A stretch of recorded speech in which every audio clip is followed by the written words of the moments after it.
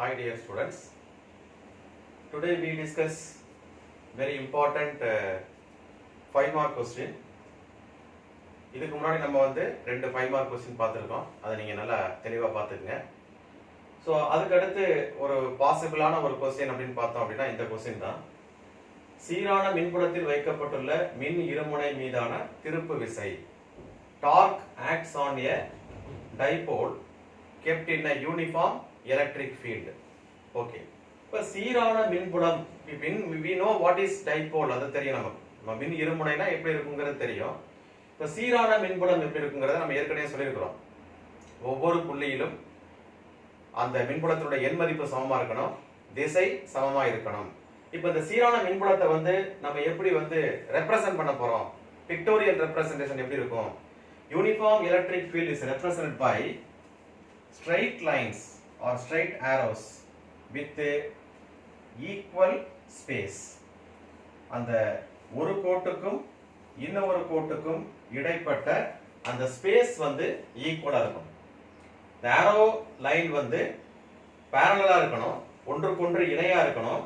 இதுக்கும் இடையில இருக்கக்கூடிய அந்த அந்த ஒரு லைனுக்கு நடுவுல இருக்கக்கூடிய அந்த ஸ்பேஸ் வந்து ஈக்குவலா இருக்கணும். அப்படி இருந்துச்சுன்னா it is called a uniform electric field. இது ஒரு சீரான மின்புலம். இந்த சீரான மின்புலத்துல கொண்டு போய் நம்ம என்ன பண்ண போறோம்? So this is represented as E vector, இல்லையா? இது நமக்கு வந்து E vector னு சொல்றோம்.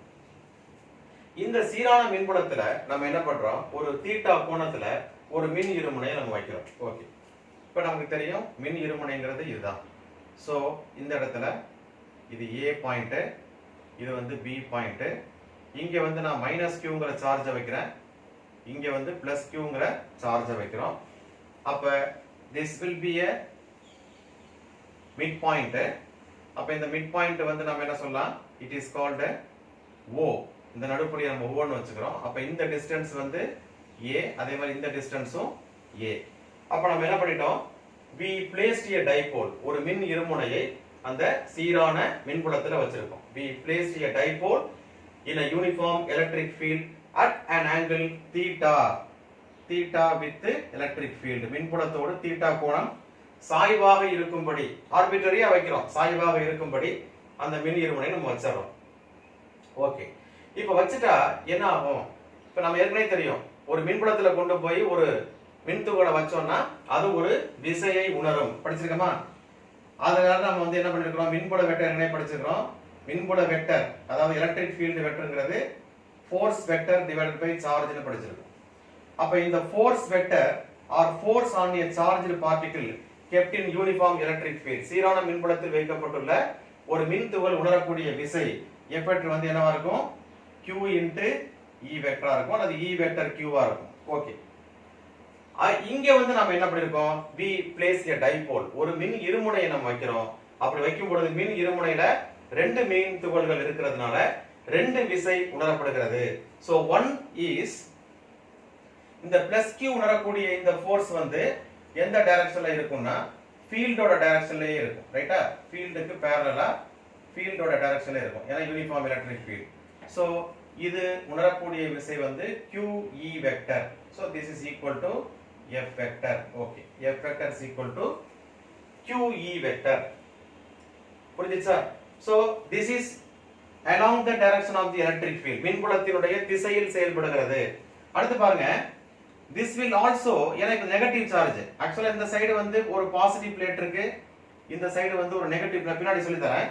அதாவது ரெண்டு ஒரு பாசிட்டிவ் பிளேட் ஒரு நெகட்டிவ் பிளேட்டுக்கு நடுவுல யூனிஃபார்ம் எலக்ட்ரிக் ஃபீல்ட் வந்து டெவலப் ஆயிருக்கும். அப்ப இந்த பாசிட்டிவ் பிளேட் இந்த சைடு இருக்கறனால இந்த negative charge is attracted by the plate. அப்ப இந்த எதிர்மின் துகளானது இந்த நேர்மின் வாயுவை கொண்ட இந்த தகட்டினால் ஈர்க்கப்படுகிறது.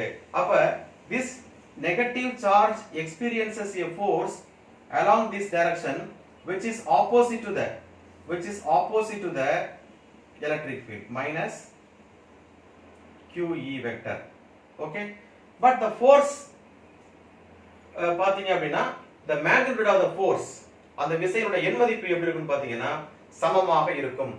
திசை மட்டும் தான் எதிரெதிராக இருக்கிறது. The magnitude of the forces equal at the 2 points A and B. At the same time the direction is opposite to each other. ஒன்றுக்கொன்று சமமான எதிரெதிரான விசைகள் இரண்டு வெவ்வேறு புள்ளிகளில் செயல்படுமேயானால் அது ஒரு இரட்டையை ஏற்படுத்துகிறது.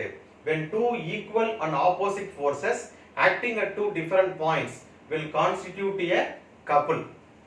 இரட்டை ஏற்பட்ட உடனே என்ன ஆகும் அப்படின்னா this dipole is going to rotate. இந்த மின் இருமுனையானது என்ன ஆரம்பிக்கிறது? சுழல ஆரம்பிக்கிறது. அதைத்தான் நம்ம என்ன சொல்றோம்? we called a torque. அதைத்தான் நம்ம திருப்பு விசை அப்படின்னு சொல்றோம். அந்த திருப்பு விசைக்கான சமன்பாடை பார்க்க போறோம். we are going to see the expression for the torque acting on the dipole, and also we are going to see the direction of the dipole, and we are going to discuss some special cases. அப்ப திருப்பு விசைக்கான சமன்பாடு எப்படி இருக்குன்னு பார்க்கறோம். அதே போல திருப்பு விசைக்கான எண் மதிப்பு எப்படி இருக்குன்னு பார்க்க போறோம். திருப்பு விசைக்கான திசை எப்படி இருக்கு அப்படிங்கறத நம்ம பார்க்க போறோம். ஓகே, வாங்க பார்க்கலாம். சோ ஜெனரலா வந்து கப்புள் ஃபார்ம் ஆனதுக்கு அப்புறம் டார்க் கண்டுபிடிக்கிறதுக்கான ஜெனரல் ஃபார்முலா என்னங்கறத நீங்க ஃபர்ஸ்ட் பாத்துங்க. அதாவது திருப்பு விசைக்கான பொதுவான வாய்ப்பாடு நம்ம என்ன சொல்லுவோம்னா tau vector is equal to 11th படிச்சிருப்போம் r vector cross f vector. இத பத்தி நம்ம தெரிஞ்சுக்கணும். is a cross product of two vectors. அதாவது ஒரு புள்ளியை பொறுத்து திருப்பு விசை கண்டுபிடிக்கிறதுக்கான வாய்ப்பாடு என்ன அப்படினு பாத்தீங்கன்னா r vector cross r vectorங்கிறது position vector about the point of rotation. fங்கிறது அந்த ஏதாவது ஒரு புள்ளியில ஆக்ட் பண்ணக்கூடிய இரட்டையில ஏதாவது ஒரு ஃபோர்ஸ் நீங்க எடுத்துக்கலாம். இந்த ரெண்டு விசையில ஏன்னா எண் மதிப்பு தான் எடுக்க போறீங்க. we are going to take the என்ன சொல்றது magnitude value தான் எடுத்துக்க போறீங்க. அத எதை வேணா எடுத்துக்கலாம் நீங்க. ஆனா இதோட டைரக்ஷன் நீங்க பாத்தீங்கன்னா r உம் f உம் செயல்படக்கூடிய தளத்திற்கு செங்குத்து திசையில தான் அந்த டார்க் இருக்கும். அதாவது உதாரணம் உங்களுக்கு தெரியும். இப்போ a vector cross b vector என்ன சொல்லுவீங்க? Modulus a vector modulus b vector sin θ அப்புறம் என்ன சொல்லுவீங்க? n கேப் சொல்லுவீங்க. கரெக்ட்டா? Modulus a vector modulus b vector sin θ n cap. அப்ப மாடுலஸ் a வெக்டர்ங்கிறது a b sin θ n cap. அந்த n கேப்ங்கிறது தான் டார்க்கோட டைரக்ஷன். அதாவது a கிராஸ் b யோட டைரக்ஷன் அந்த ப்ராடக்ட்டோட டைரக்ஷன் வந்து n cap. It is represent by n cap. அது நீங்க வெக்டர்ல படிச்சிருக்கீங்க. 11th படிச்சிருக்கீங்க. ஜஸ்ட் ரீகேப் பண்ணிக்கங்க. அதே போல இங்க நம்ம என்ன பண்ண போறோம் அப்படினா இந்த டைபோல்ல எவ்வளவு டார்க் ஆக்ட் பண்ணுது அப்படி நம்ம கண்டுபிடிக்க போறோம். சோ எப்படி கண்டுபிடிக்கலாம் பாருங்க. ரொம்ப ஈஸி. நீங்க மனப்பாடம் பண்ண தேவையில்லை. ரொம்ப ஈஸியா நீங்க நான் இப்ப சொல்ற மாதிரி நீங்க ஃபாலோ பண்ணிட்டீங்கன்னா ஈஸியா நீங்க dark கண்டுபிடிச்சலாம். if this is theta this also theta because everywhere we have field. இதோட வேல்யூ என்ன இருக்குன்னா 2a sin theta ஆக இருக்கும். Okay right. இப்போ முதல்ல நான் என்ன பண்றேன்னா இந்த OA என்ன பண்ணோம் வந்து r cross f நீங்க மாத்தி போட கூடாது. a cross b வந்து நீங்க b cross n பார்த்தா டைரக்ஷன் மாறும் மைனஸ் ஆயிடும். அதனால கரெக்ட்டா முதல்ல பொசிஷன் வெக்டரை எழுதுங்க. பொசிஷன் வெக்டர் என்ன? OA வெக்டர் cross அடுத்தது ஃபோர்ஸ் என்ன? QE vector. ஆனா என்ன டைரக்ஷன்? மைனஸ். நாம வந்து என்ன பண்ணிக்கலாம் அப்படினா we can take modulus OA vector modulus QE vector முடிஞ்சு போச்சு. பிளஸ் அடுத்து என்னது? modulus OB vector. இது R vector cross F vector என்ன? modulus QE vector. ஏன் நம்ம மாடுலஸ் எடுத்துறோம் அப்படினா ஏன் டைரக்ட்டா நான் R வெக்டர் போடல? ஏன் மாடுலஸ் எடுக்கறேன்னா இந்த மாடுலஸ் n கேப் ஓட வேல்யூ வந்து 1. சோ அத நம்ம வந்து இங்க அவாய்ட் பண்ணிக்கலாம். சோ அதுக்காக நம்ம மாடுலஸ் போடுறோம். அப்ப a cross b ஓட value modulus a cross b எடுத்தீங்கன்னா ஜஸ்ட் ab sin θ தான். n கேப் வராது. அதனால என்ன பண்றேன்? you take modulus OA வெக்டரோட வேல்யூ என்ன? a மாடுலஸ் QEங்கிறத நம்ம அப்படியே போடலாம். மைனஸ் QE வந்து அப்படியே போடலாம். AQE என்ன வரும்? இப்ப sin θ ன்னு வரும். அவ்வளவுதான். பிளஸ் அதே மாதிரி இங்க AQE sin θ ன்னு வரப்போகுது. So we don't bother about that. இல்ல நீங்க வந்து டோட்டலாவே என்ன பண்ணலாம்? இதுக்கு மாடுலஸ் எடுத்துக்கலாம். தப்பு கிடையாது. So மாடுலஸ் டோட்டலா எடுத்துட்டீங்கன்னா you don't have any confusion. OB vector cross QE vector modulus OA vector cross minus QE vector modulus. Okay. இப்போ modulus n கேப் ஓட வேல்யூ 1. அப்ப என்ன ஆகுது உங்களுக்கு? 2 times 2qa, ரைட்டா? 2qa e sin theta. இது என்ன அப்படின்னா மாடுலஸ் tau, அதாவது just tau, tauவோட எண் மதிப்பு. சார் உங்களுக்கு வந்து tau வெக்டர் ஃபார்ம்லயே வேணும் அப்படின்னா நீங்க எப்படி போயிடலாம், எப்படி எழுதலாம்? OA வெக்டர் கிராஸ் இதோட எண் மதிப்பு minus QE vector plus OB vector cross இந்த QE வெக்டர். இது மாடுலஸ் போட்டாலும் சரிதான், போடாட்டி சரி. இது வெக்டரோட form A cross B, A cross B. If I take the whole modulus complete on a whole modulus எடுத்தேன்னா என்னால என்ன பண்ணிட முடியும்? அந்த n cap உடைய வேல்யூ வந்து 1 ஆக்கிர முடியும். அதாவது மாடுலஸ் n cap உடைய வேல்யூவை 1 ஆக்கிர முடியும். அப்ப எனக்கு வந்து சிம்பிளா என்ன ஆகும்? எனக்கு அந்த n cap வராம இந்த எக்ஸ்பிரஷன் வரும். நமக்கு தெரியும் இந்த 2qa என்ன? 2qa என்ன? Very good. Is a dipole moment vector. அப்ப tau is equal to இது pe sin theta. இது திருப்பு விசையினுடைய எண் மதிப்பு. ரொம்ப முக்கியமா நீங்க கவனிக்கணும். அப்ப இதோட வெக்டர் ஃபார்ம் எப்படி எழுதலாம்னா tau vector is equal to p vector cross e vector. இப்பதான் நம்ம என்ன பண்ண போறோம் அப்படின்னா we are going to see the direction of the torque. டார்க்கோட மதிப்பை நம்ம கண்டுபிடிக்க போறோம். டார்க்கோட அந்த டைரக்ஷனை வந்து கண்டுபிடிக்க போறோம். எப்படி கண்டுபிடிக்க போறோம்னா using the right hand. using the right hand. இப்போ ரைட் ஹேண்ட் நம்ம ஃபர்ஸ்ட் எடுத்துக்க போறோம் பாருங்க. இப்போ இதுல எவ்வளவு டார்க் கிடைக்குதுன்னு பார்க்கறேன். அல்லது இப்போ இந்த ஃபோர்ஸ் இந்த பொசிஷன் வெக்டரால மல்டிப்ளை பண்ணும்போது டார்க்கோட டைரக்ஷன் எப்படி வரும் அப்படினு பாத்தீங்கன்னா சோ ஃபர்ஸ்ட் நீங்க என்ன பண்ணுங்க, ரைட் ஹேண்ட்ல பொசிஷன் வெக்டருக்கு இந்த டைரக்ஷன் வைங்க. சோ இது பொசிஷன் வெக்டர், நல்லா பாத்துங்க. பொசிஷன் வெக்டர் எப்படி இருக்கு. அடுத்து ஃபோர்ஸ் வெக்டர் கண்டுபிடிக்கும் போது இத மடக்குங்க. நல்லா பாத்துங்க. இந்த ரைட் ஹேண்ட்ங்கிறது வலது கையில இந்த டைரக்ஷன் தான் என்னது, இந்த டைரக்ஷன் தான் OB வெக்டர்.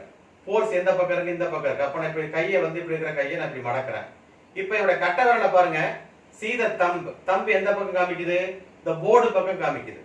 அப்ப டைரக்ஷன் ஆஃப் த டார்க் எப்படி இருக்குன்னா இந்த போர்டுக்கு பர்பெண்டிகுலரா into the paper, into the plane, இந்த தளத்திற்கு செங்குத்தாக தளத்துக்கு உள்நோக்கி என்னது மின்புலத்து அந்த திருப்பு விசையினுடைய திசையானது அமைகிறது.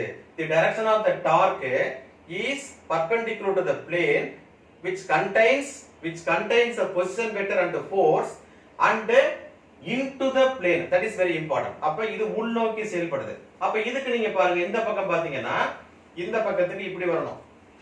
see, இந்த பக்கத்துக்கு இப்படி வர. இப்ப ஃபோர்ஸ் எந்த பக்கம் இருக்கு, இந்த பக்கம் இருக்கு. அப்ப இப்படி வரும்போது நாம இப்படி மடக்குறோம். சோ இப்படி மடக்கும் போது என்னுடைய தம்பு வந்து என்ன பண்ணும்னா சோ இப்படி இருக்கணும், இப்படி இருக்கணும். சோ இது வந்து direction of the position vector. அப்புறம் இதை இப்படியே மடக்குறேன். மடக்கும் போது என்னுடைய கட்டை விரல் மீண்டும் என்ன பண்ணுது, பாயிண்ட்ஸ் டுவர்ட்ஸ் த போர்டு. அப்ப போர்டுக்கு செங்குத்தாக உள்நோக்கி செயல்படுது. இப்ப தனித்தனியா பார்த்தோம் இல்லையா. இப்ப இந்த ஃபார்முலாவுக்கு நீங்க பாக்குறீங்க, அதாவது P cross E க்கு பாக்குறோம். டைபோல் மொமெண்ட் வெக்டர் எப்படி ஆக்ட் பண்ணும், மின் இருமுனை திருப்புத்திறன் எப்படி செயல்படும், -q ல இருந்து +q, அது உங்களுக்கு தெரியும். so this is the direction of the dipole moment vector P vector.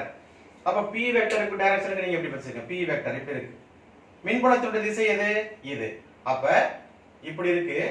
இது வந்து டைபோல் மொமெண்ட் வெக்டர். இதை இப்படி திருப்புறேன், ஃபோல்ட் பண்றேன். இது மின்புலத்தோட திசை. இப்ப திரும்ப பாருங்க, என்னுடைய கட்டை விரல் பாருங்க, thumb points towards the board. அப்ப இந்த தளத்திற்கு செங்குத்தாக தளத்திற்கு உள்நோக்கி என்ன பண்ணுது, இந்த திருப்பு விசையினுடைய திசையானது அமைகிறது. சோ புரிஞ்சுக்கிட்டீங்களா டைரக்ஷன் எப்படி கண்டுபிடிக்கிறது? உங்க கையை வச்சு நீங்க என்ன பண்ணுங்க, செக் பண்ணுங்க. ரொம்ப ஈஸி. இது டைபோல் மொமெண்ட் வெக்டர், மின் இருமுனை திருப்புத்திறன் செயல்படக்கூடிய வெக்டர். இது வந்து மின்புலம் செயல்படக்கூடிய, ஃபோல்ட் பண்ணிட்டீங்க. இப்ப கட்டை விரல் எந்த பக்கம் காமிக்குதுன்னு பாருங்க. கட்டை விரல் வந்து உள்நோக்கி காமிக்குது. அப்ப போர்டோட டைரக்ஷன் தான் டார்க்கோட டைரக்ஷன். அப்ப தளத்திற்கு செங்குத்தாக உள்நோக்கி செயல்படுகிறது அப்படிங்கறத நீங்க ஈஸியா புரிஞ்சுக்கலாம். இப்ப நல்லா கவனிச்சுக்கணும். நாம வச்சிருக்கிறது uniform electric field. Uniform electric ஃபீல்ட்ல இந்த பொசிஷன்ல அல்லது at any position of the dipole, இந்த மின் இருமுனை எந்த ஒரு நிலையில என்ன ஆகும்னா தொகுபயன் விசையினுடைய மதிப்பு 0. டோட்டல் ஃபோர்ஸ் வந்து என்ன ஆகும் அப்படின்னா F டோட்டல் வந்து, ஏன்னா இது F, இது -F, இது என்ன ஆகும் 0 ஆயிரும். ஓகேவா? ஆனா டார்க் வந்து not equal to 0. ஆனா இப்ப when theta is equal to 90 degree, இப்ப என்ன பண்ணுது இந்த டார்க்? சார் என்ன சார் இப்ப இந்த டார்க் என்ன பண்ணுது? இந்த டார்க் வந்து செட் ஆன உடனே, கப்புள் செட் ஆன உடனே டார்க்கால இந்த டைபோல் வந்து டர்ன் ஆகுது. the torque brings the dipole parallel to the electric field. இன்னும் ரொம்ப சிம்பிளா சொல்ல போனா இந்த டார்க் இப்படி இருக்கிற டைபோல எலக்ட்ரிக் ஃபீல்டோட அலைன் பண்ணதுக்கு ட்ரை பண்ணுது, அவ்வளவுதான். மின்புலத்தினுடைய திசைக்கு கொண்டு வருவதற்கு முயற்சி பண்ணுது.